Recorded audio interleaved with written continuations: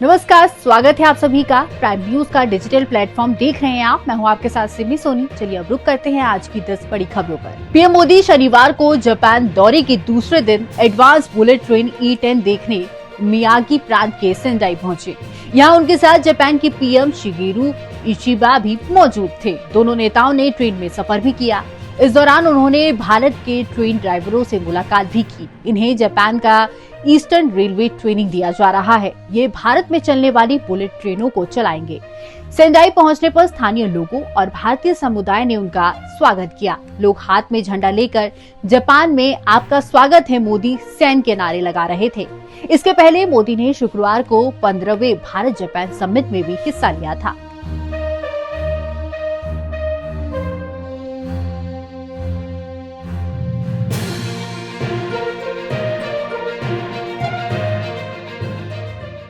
वहीं supreme court ने शुक्रवार को राम सेतु को राष्ट्रीय स्मारक घोषित करने की मांग से जुड़ी याचिका पर केंद्र सरकार से जवाब मांगा।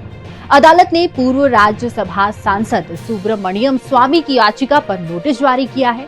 जस्टिस विक्रम नाथ और संदीप मेहता की बेंच ने स्वामी की याचिका पर सुनवाई के लिए सहमति देते हुए केंद्र से 4 हफ्ते में जवाब देने को कहा है। स्वामी ने अपनी याचिका में 19 जनवरी 2023 को सुप्रीम कोर्ट द्वारा दिए गए आदेश का हवाला दिया है।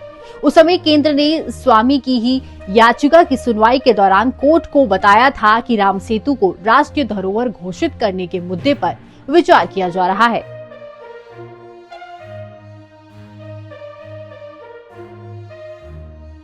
जम्मू कश्मीर के जुला रियासी के अंतर्गत बड़द माहौर में भूस्खलन हो गया है। बता दें कि हादसे की चपेट में आने से 7 लोगों की जान चली गई। बताया जा रहा है कि भूस्खलन से एक मकान क्षतिग्रस्त हो गया। उसमें एक ही परिवार के 7 लोगों की जान चली गई।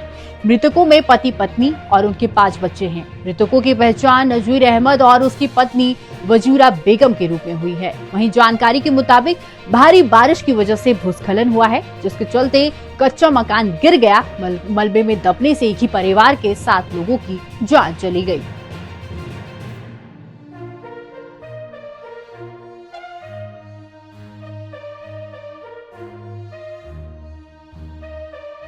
वहीं कोर्ट ने ट्रंप के ज्यादातर टैरिफ को गैर कानूनी बताया है। कोर्ट ने कहा है कि ट्रंप ने टैरिफ लगाने के लिए इमरजेंसी पावर्स का इस्तेमाल किया है, जिसका उन्हें कानूनी अधिकार नहीं था। कोर्ट ने कहा कि ट्रंप के पास हर आयात पर टैरिफ लगाने की असीमित शक्ति नहीं है। हालांकि कोर्ट ने इस फैसले को अक्टूबर तक लागू करने से रोक दिया है, ताकि ट्रंप सुप्रीम कोर्ट में अपील कर सके।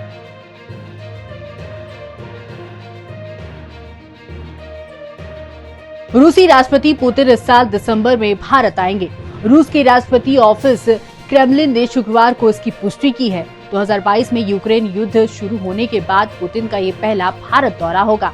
ये यात्रा ऐसे समय पर हो रही है जब भारत और रूसी अपनी साझेदारी को और मजबूत कर रहे हैं, जबकि अमेरिका भारत पर रूस से तेल खरीदने की वजह से आर्थिक दबाव बढ़ा रहा है।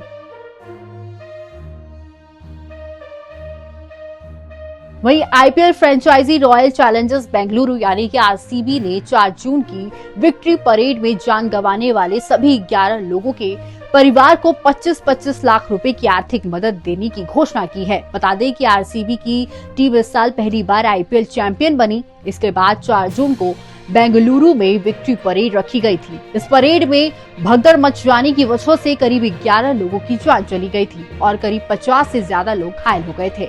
वहीं फ्रेंचाइजी ने शनिवार को सोशल मीडिया पर पोस्ट में कहा कि टीम मुश्किल समय में सभी पीड़ित परिवारों के साथ खड़ी है।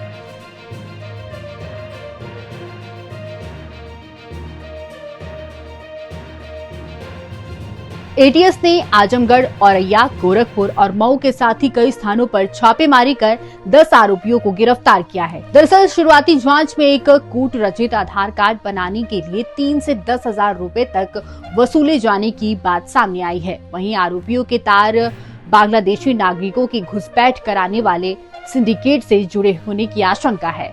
इसके अलावा कई बिंदुओं पर गहनता से छानबीन की जा रही है। साथ ही कुछ अन्य आरोपियों की भी तलाश जारी है।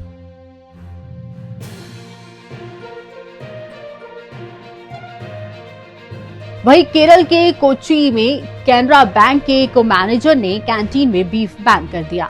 इसके विरोध में कर्मचारियों ने बीफ फेस्टिवल का आयोजन करके एक अनोखा विरोध प्रदर्शन किया। बता दें कि कर्मचारियों ने बैंक मैनेजर के केबिन के सामने बीफ और पराठा खाकर पार्टी की।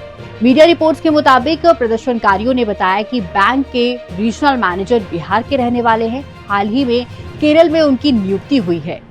बैंक की कैंटीन में कभी कभी बीफ परोसा जाता था। बैंक मैनेजर ने कैंटीन में बीफ परोसने पर रोक लगा दी और कैंटीन कर्मचारियों को आदेश दिया कि अब बीफ नहीं बनना चाहिए।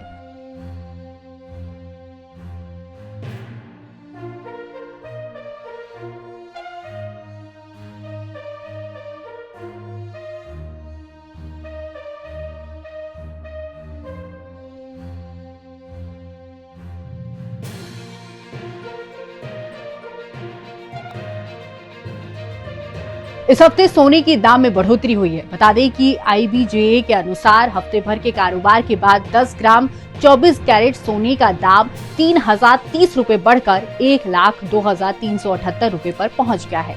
वहीं 22 अगस्त को ये 99,358 रुपए पर था। वहीं चांदी की कीमत हफ्ते भर में बढ़कर 1,17,572 रुपए प्रति किलोग्राम पहुंच चुकी है।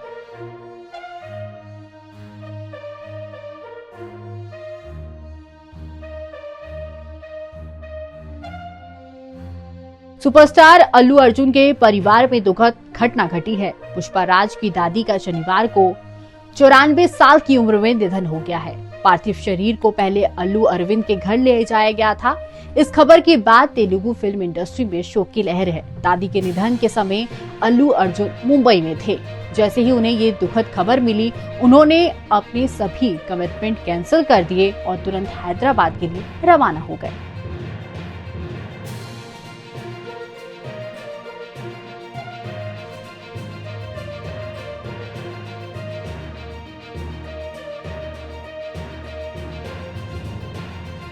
ऐसी और भी खबरों के लिए जुड़े रहे प्राइम न्यूज के डिजिटल प्लेटफॉर्म के साथ। धन्यवाद।